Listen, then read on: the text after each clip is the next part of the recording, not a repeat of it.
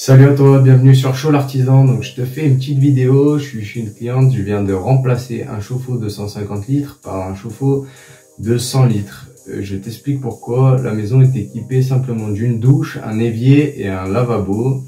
En sachant qu'on utilise en moyenne 36 litres d'eau chaude à 40 degrés par personne et par jour, celui-ci produit 149 litres d'eau à 40 degrés par jour, ce qui est amplement suffisant.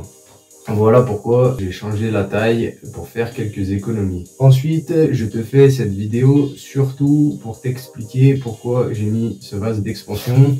Tu vois ici, l'évacuation était en plomb et dans cette vieille évacuation en plomb, une évacuation en cuivre de 16 avait été tirée, ce qui est un petit peu juste.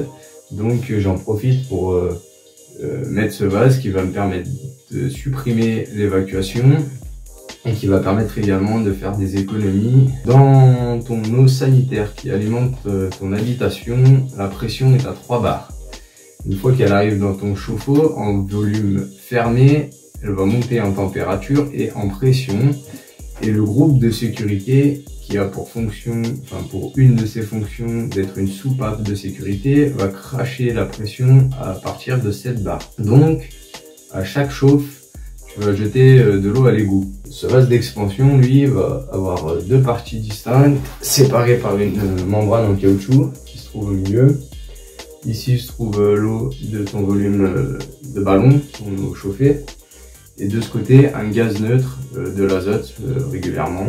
Attention à ne pas gonfler ça avec une pompe à vélo, c'est de l'oxygène et l'oxygène crée de l'oxydation. Donc il faut bien utiliser un gaz neutre.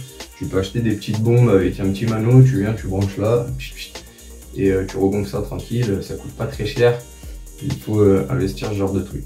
Quand ton chauffe-eau va monter en température, la pression va augmenter et va venir appuyer sur la membrane caoutchouc, et l'azote de l'autre côté va contrebalancer.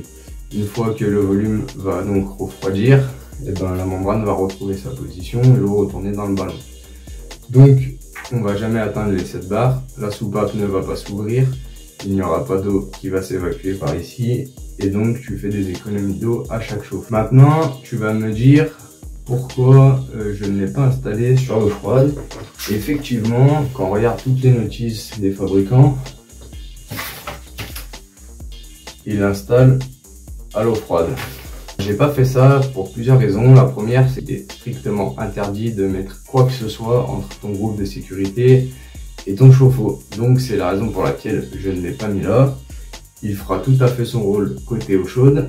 La deuxième raison, c'est pour la maintenance. Il est important de vérifier la pression du vase régulièrement et de l'ajuster si besoin. Ce qu'il faut que tu saches, c'est que ça se fait vase vide. Tu comprends bien qu'il est beaucoup plus simple de couper l'eau froide, purger un petit peu l'eau de ton ballon de l'eau chaude, débrancher ton vase, le vider, brancher ta petite bombe, vérifier ta pression, ajuster s'il faut, remonter tout ça, remettre en eau, t'en as pour 5 minutes.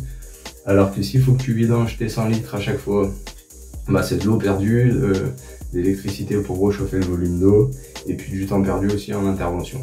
Donc voilà pourquoi je choisis de mettre côté eau chaude. J'espère que cette vidéo t'aura plu. Si c'est le cas, mets un pouce bleu, n'hésite pas à partager. N'hésite pas à échanger également en commentaire, dire si tu es d'accord avec ça ou pas, quelle est ta façon de faire à toi. Et surtout, n'oublie pas de t'abonner. Allez, salut, à bientôt sur Chaud l'Artisan.